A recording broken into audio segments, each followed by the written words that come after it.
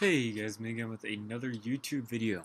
So, yesterday I made a horrifying mistake. I came out with the Lego MP9 slash TMP video, and guess what? I forgot to turn on the microphone to the laptop while recording for that video, so the audio did not record. So I did this entire video on the TMP9 or MP9 or Steyer TMP, whichever you prefer. I'll explain that later on in this video. And I ended up getting almost no footage from it. And I was super sorry for everyone who was trying to watch the video, obviously, and couldn't because there was no sound or audio from me. And I made sure this time that I had it up and running, and I do.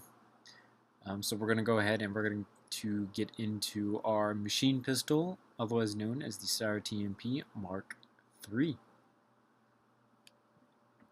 So a little bit of history about this gun while it's loading up.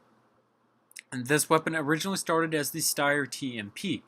This is a machine pistol that was made for the kind of like the special forces, the police, things like that. It's nice, small, compact, mostly ambidextrous, easy to take down. The upper pretty much lifts straight off the lower, the barrel comes out, and then the recoil spring comes out, all just like a Glock, things like that. And it's honestly one of those really ambiguous machine pistols. It's easy to understand what it is the second you see one. The version that I've built here is different from the original one that I built because, one, it's much better, and two, this is the Modern Warfare 2 Steyer TMP. If you guys remember from Modern Warfare 2, this is one of the secondaries that you guys could have gotten. This was the last unlock in the machine pistol category for Modern Warfare 2, and this is pretty much the entire setup. The only thing missing out of this model is the stock, and I do have positions to put one, but I didn't make one because it was degrading the overall experience of the TMP. So I decided to go ahead and just leave it off entirely. Give me a second.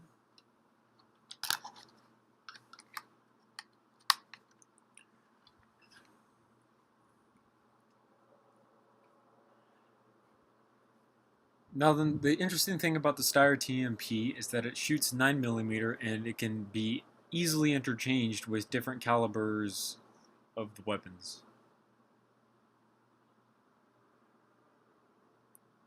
I'm doing a YouTube video, so you got like 10 minutes, dude. Okay. So we're going to start with the back of the lower receiver and work our way forward because that's usually how we do these types of things. So back here we have, obviously this hole would be for your stock. It's going to be a folding stock, which is why it's a circle hole and not an axle rod. This hole up here is going to be for the locking mechanism that would be there if I did indeed build this stock, and I did not. So then we have our olive green, army drab green color. I call it baby buff green. It's easier to remember it that way.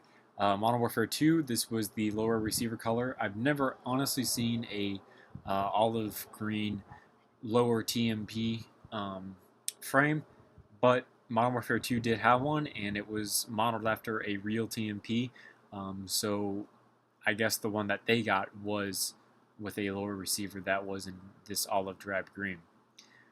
As you can see, it slopes down from the back into your ergonomic pistol grip. The ergonomic pistol grip works just like an Uzi's. With these, the reason this bottom part is so straight is because just like an Uzi's, you load the magazine straight up, and right above your ergonomic pistol grip is your shell ejection port and the chamber and things like that. So the reason this isn't curved more like a handgun per se is because you're loading the magazine straight up into where it needs to be to function properly. In the bottom of the grip here we have the circle cut out so that when you go to drop your magazine, if it's kind of sticking a little bit like I know these things too, then you can reach up there with your thumb and drag it out. Obviously the one that I have on here is going to represent the magazine that you see in game, which I believe is like a 38, 45 round magazine. I can't remember, to be honest, but they do make like really small 15 and 20 round magazines that will require you to reach up there and pull it out with your thumb because it will get jammed up there.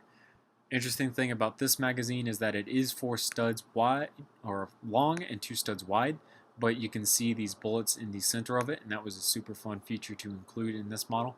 It looks really nice. Like I said earlier, ergonomic pistol grip, rounded so that it fits your hand much better. That leads into our trigger guard. This trigger guard is nice and oversized for gloved fingers if you're working in a cold environment. I know Austria itself is not in particular cold, but they do know what to look for. They basically took lessons off of the older Russian weapons. Any weapon that was made in colder environments definitely has that enhanced trigger guard, the much larger one, so that if you have gloved fingers, you're fine. We have our working trigger here, which is not for some reason bent forward like a rubber band would be in there. I guess that's as far forward as it bends. This plate on the side here covers up the holes of where the trigger and everything like that is. In front of that we have the ubiquitous foregrip. Kind of like this one is built in on the military version because the military version also shoots full auto, and the foregrip definitely helps with controlling the recoil. You'll see a lot of civilian versions which only shoot semi-auto, which will probably have either nothing there or a rail there.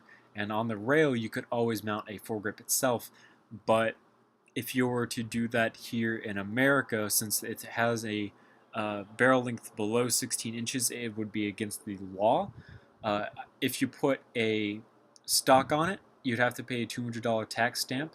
That would also be a short barrel rifle, and at that point I believe you could put a foregrip on it, since it is now considered a short barrel rifle, but I am not completely sure. I just know that if the weapon is classified as a handgun underneath the ATF, you cannot put a foregrip on it. It is illegal in the United States. This small little flare right here is to prevent your hand from flying up in front of the muzzle. It would kind of suck to shoot your own hand while shooting this weapon. Speaking of muzzles, we move on into our barrel. This one's made of tires just to get the kind of correct thickness down from it. Right behind that we have the kind of slope that all Steyer TMPs have, or Brugger and Thomet MP9s have, B&T MP9s. These are, I did a lot of kind of weird angles going on here, and it looks good and it does what it needs to do, so I'm proud of that. In this upper receiver we have one rail system on your right side, one rail system on your left side, and then one full rail system running along the top. Obviously the ones on the sides are going to be for your lasers and your flashlights. On top is going to be for any optics that you might have. You could also put a PEC box up on top, but you'd have to put an optic up there because your PEC box is going to block your iron sights.